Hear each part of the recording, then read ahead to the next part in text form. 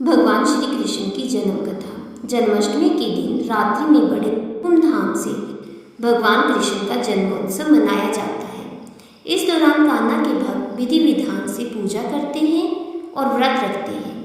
इसी के साथ ही जन्माष्टमी की कथा सुनने का बड़ा महत्व है। मान्यता है कि इससे जातक के जीवन के सभी दुख दूर होते हैं और जीवन में सुख समृद्धि और खुशहाली आती है।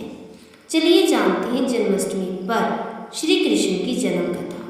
पौराणिक कथाओं के अनुसार भाद्रपद माह कृष्ण पक्ष की अष्टमी तिथि को भगवान कृष्ण ने माता देवकी की 8वीं संतान के रूप में जन्म लिया था।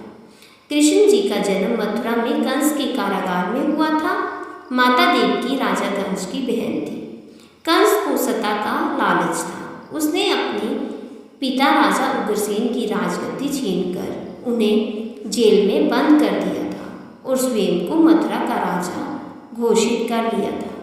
राजा कंस अपनी बहन देवकी से बहुत प्रेम करते थे। उन्होंने अपनी बहन का विवाह वासुदेव से कराया था, लेकिन जब माँ देवकी को विदा कर रहा था तभी एक आकाशवाणी हुई कि देवकी का 8वां पुत्र कंस की मौत का कारण बनेगा। ये सुनकर कंस डर गया। उसने तुरंत अपनी बहन और उनके पति वासुदेव को जेल में बंद कर दिया। उनके आसपास सैनिकों की कड़ी पहरादारी लगा दी। कंस अपनी मौत के डर से देवकी और वासुदेव की 7 संतानों को मार चुका था। कृष्ण जी का जन्म।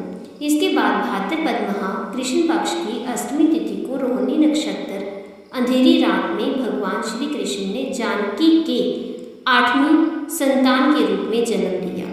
श्री कृष्ण के जन्म लेते ही कोठरी प्रकाश में हो गई। आकाशवाणी हुई कि विष्णु जी ने कृष्ण अवतार में देवकी की कोख में जन्म लिया है।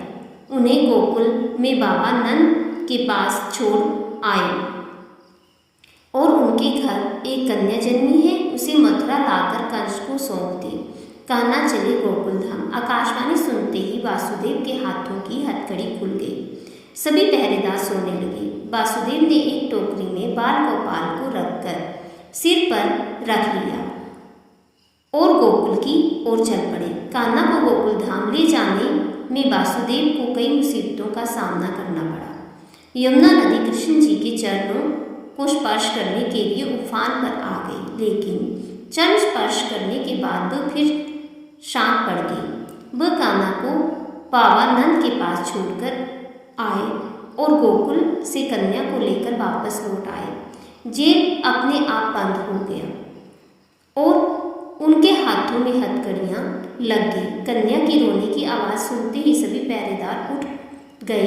कंस बंदीगृह आया और कन्या को देवकी और वासुदेव की 8वीं कन्या समझ उसे मारने चला, लेकिन वह आकाश में उड़ गई और फिर से आकाशवाणी हुई कि कंस को मारने वाला अब इस दुनिया में पैदा हो चुका है।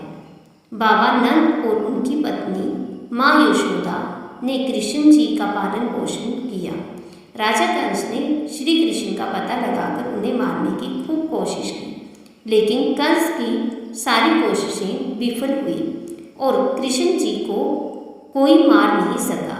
अंत में श्री कृष्ण ने कंस का वध किया। राजा उग्रसेन को फिर मथुरा की राजगद्दी सौंप दी। इस तरह से जन्माष्टमी की व्रत कथा पूरी हुई।